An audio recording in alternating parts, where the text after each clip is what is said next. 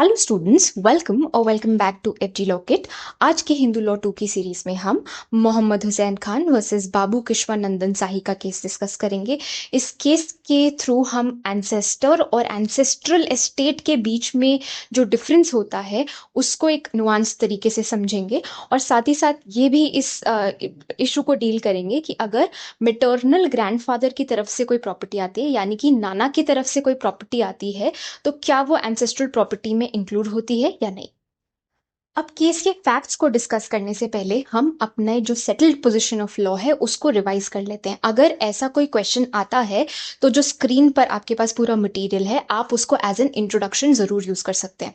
ठीक है, अभी तक हमने ये पढ़ा और ये हमें क्लियर भी है कि एंसेस्ट्रल प्रॉपर्टी एक ऐसी प्रॉपर्टी है जो सन को या तो उसके फादर साहब से मिलती है, या ग्रैंडफादर से मिलती है, या ग्रेट ग्रैंडफादर से मिलती है।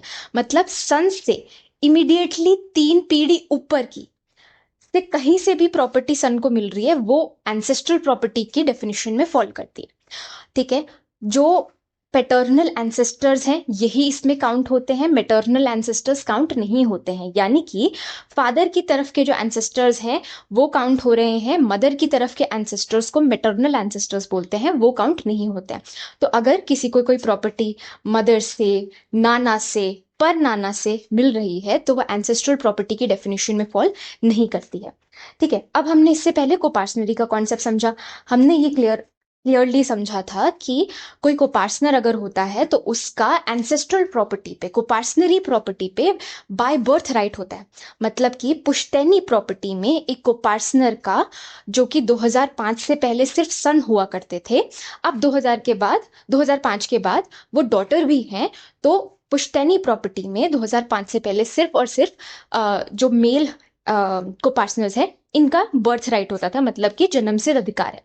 ठीक है, तो ऐसा नहीं हो सकता कि आप किसी का जन्म सिद्ध जो अधिकार है उसको खत्म करने के लिए कोई वसीयत बना लो, कोई विल बना लो।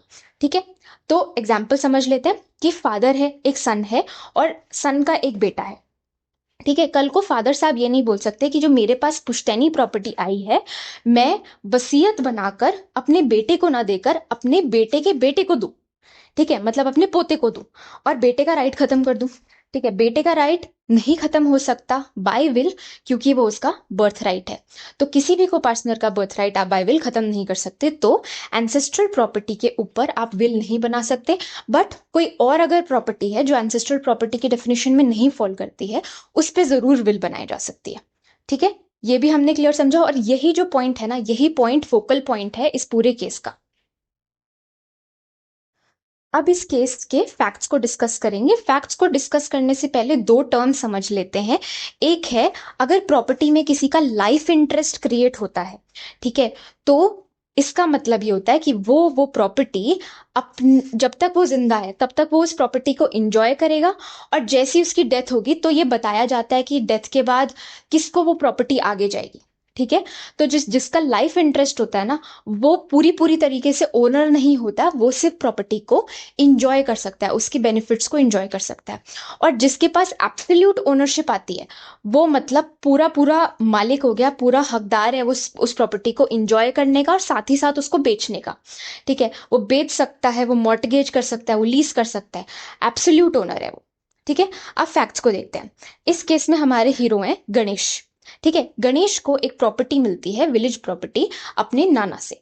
जैसे ही गणेश को अपने नाना से ये प्रॉपर्टी मिलती है वो एक विल बनाते हैं, एक वसीयत बनाते हैं, और ये बोलते हैं अपनी वसीयत में कि मेरे मरने के बाद ये जो प्रॉपर्टी है इसमें मैं अपने बेटे बिंदेश्वरी के नाम का लाइफ इंटरेस्ट क्रिएट कर रहा हूं। तो मतलब बिंदेश्वरी जो उनका बेटा है वो एब्सोल्यूट ओनर नहीं है, वो सिर्फ अपनी, जब तक वो जिंदा है तब तक वो इस प्रॉपर्टी के बेनिफिट्स को एंजॉय कर सकता है।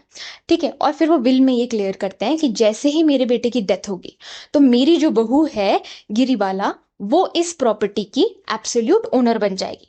तो एंड में एब्सोल्यूट ओनर बनना है बहू ने। ठीक, अब जो इनका सन रहता है बिंदेश्वरी, ये कुछ लोन वगैरह लेता है। ठीक है, बहुत ज्यादा फैक्ट्स में आपको जाना नहीं है। ठीक है, बस इतना ये समझ लेना कि ये जो प्रॉपर्टी है वो सन के लोन की तरफ को चुकाने के लिए कोर्ट ऑक्शन कर देता है और फिर इस प्रॉपर्टी को ना कोर्ट में अभी कंटेस्ट करा जा रहा है। तो सन की डेथ के बाद जो गिरीबाला है वो एब्सोल्यूट ओनर बनती है। तो वो कोर्ट में ये कंटेंट करती है, ये याचिका डालती है कि भाई जब मैं एब्सोल्यूट ओनर हूं तो मेरी परमिशन के बिना ये प्रॉपर्टी सेल कैसे करी जा सकती है। ठीक है, मेन जो यहाँ पर गिरीबाला है वो यही कंटेंट करिए कि भाई मेरी प्रॉपर्टी मुझसे पूछे बिना आप कैसे सेल कर रहे हैं, यहाँ पर किसी का भी लोकस नहीं बनता इस प्रॉपर्टी को सेल करने का। और जो दूसरी साइड है वो ये कंटेंट कर रही है कि गणेश को जो उसके नाना से प्रॉपर्टी मिली थी वो एक पुश्तैनी प्रॉपर्टी है, एंसेस्ट्रल प्रॉपर्टी है, और पुश्तैनी प्रॉपर्टी पे तो आप विल बना नहीं सकते, तो मतलब कि ये विल इनवैलिड है। विल अगर इनवैलिड हुई तो गिरीबाला का कोई क्लेम नहीं है, और वो ये बोलना चाह रहे हैं कि भाई court well with in power है उसको ऑक्शन करने के लिए। तो इशू यहाँ पर ये आता है सबसे पहले कि क्या गणेश ने जो विल बनाई है क्या वो वैलिड है, और अगर वो वैलिड है, ठीक है, तो ये हमारे लिए डिटर्मिन करना बहुत जरूरी है कि नेचर ऑफ प्रॉपर्टी क्या है जो गणेश ने इनहेरिट करी थी अपने मैटरनल ग्रैंडफादर से यानी कि नाना जी से। ठीक, तो कोर्ट यहाँ पर दो चीजों में डिफ्रेंशिएट करते हैं। सबसे पहले कोर्ट ये बोलते हैं कि जब आप एंसेस्टर वर्ड पढ़ते हैं, एंसेस्टर में आपके मेटर्नल साइड के एंसेस्टर्स और आपकी पैटर्नल साइड के एंसेस्टर्स इंक्लूडेड होते हैं। यानी कि जो मम्मी की साइड के एंसेस्टर्स हैं, जो पापा के साइड के एंसेस्टर्स हैं, वो दोनों इंक्लूडेड हैं जब आप एंसेस्टर वर्ड को पढ़ रहे हैं। हालांकि जब आप एंसेस्ट्रल एस्टेट को पढ़ते हैं यानी कि पुश्तैनी प्रॉपर्टी के बारे में जब आप पढ़ रहे हैं, तो हिंदू लॉ में सिर्फ और सिर्फ पैटर्नल एंसेस्टर से जो प्रॉपर्टी आ रही है आप उसको ही एंसेस्ट्रल प्रॉपर्टी बोलोगे, जो मैटरनल साइड से आ रही है आप उसको इंक्लूड नहीं करोगे।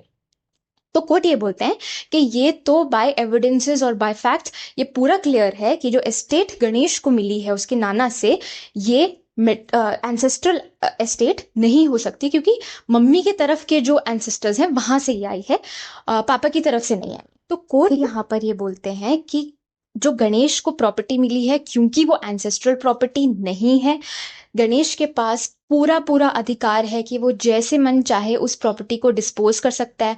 अब वो चाहे उसको गिफ्ट करे, वो चाहे उस पर वसीयत बना दे, वो गणेश की मर्जी थी।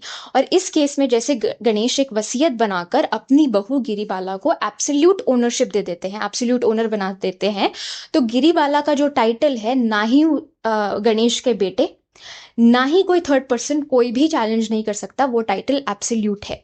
और सन की डेथ होने के बाद जो बहू है गिरीबाला है वो एब्सोल्यूट ओनर बन जाती है, और उसकी परमिशन के बिना आप ये प्रॉपर्टी नहीं बेच सकते। तो कोर्ट का डिसीजन ये आता है कि जो विल यहाँ पर है वो पूरी पूरी तरीके से वैलिड है, और क्योंकि वैलिड इसलिए है क्योंकि nature of property inherited by Ganesh वो एंसेस्ट्रल प्रॉपर्टी नहीं है क्योंकि वो नाना की तरफ से आई है। तो एंड में बस आपको इतना ही समझना है कि मैटरनल साइड से कोई भी प्रॉपर्टी किसी को इनहेरिट हो रही है तो वो एंसेस्ट्रल प्रॉपर्टी के अंदर नहीं फॉल करती है। आई रियली होप कि ये केस आप सबको समझ आया होगा। Thank you so much for joining in.